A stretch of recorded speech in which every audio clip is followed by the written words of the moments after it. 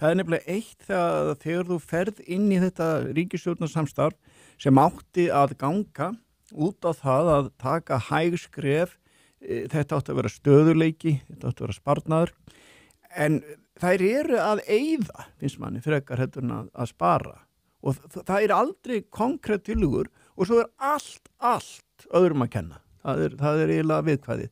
Það er engin ráðherra sem að eiginlega svarar sko að öðruvísi heldur en það að þetta var allt svo slæmt og það er allt öðrum að kenna. Þetta er sko, þetta skadar eiginlega umræðuna í þessu öllu og ég kalla eftir því að ríkið fari núna í að skera niður.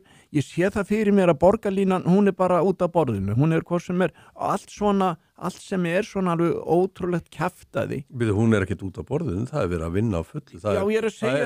Það er 100 manna að vinna við borgarlínu.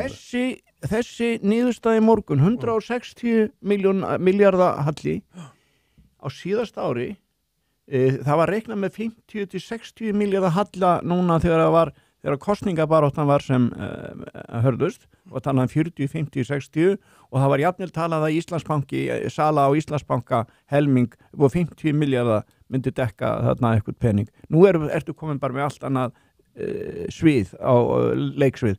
En ég sé það, ef þú ætlar að grípa til einhverja niðurskur og einhverja aðgerða, þá verður þú að fara í eitthvað sem er, sko borgarlínan er mjög óarðbær. Ég get ekki séð það að menn geti haldið það áfram og við sjáum að fara í það.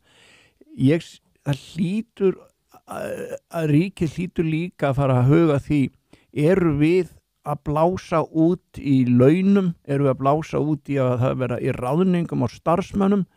Samtök atvinnulífsins hafa sagt það að ríkið hafi offari og leiði launahækkanir.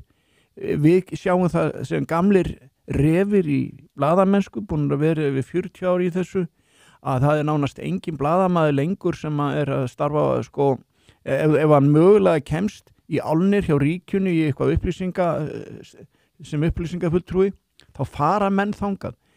Aðalatrið, ég sé fyrir mér að núna hefjist alvöru umræðum það hvernig báknið sé hægt að stöðva blæðinguna, hvernig sé hægt að minnka báknið og hvernig sé hægt að minnka sem sagt hlut ríkisins. Hluti af þessu hérna núna, að þessu háa hlutfalli sem við ætlum að nefna, það er vegna þess að síðustu 2 ár hafa verið erfið í hagvexti. Ef við hefðum haft til dæmis alvöru hagvöxt, hluti af þess að þetta jókst 1% eða vegna þess að hagvexti stóð í stað en á meðan hækkuð útgjöld ríkisins.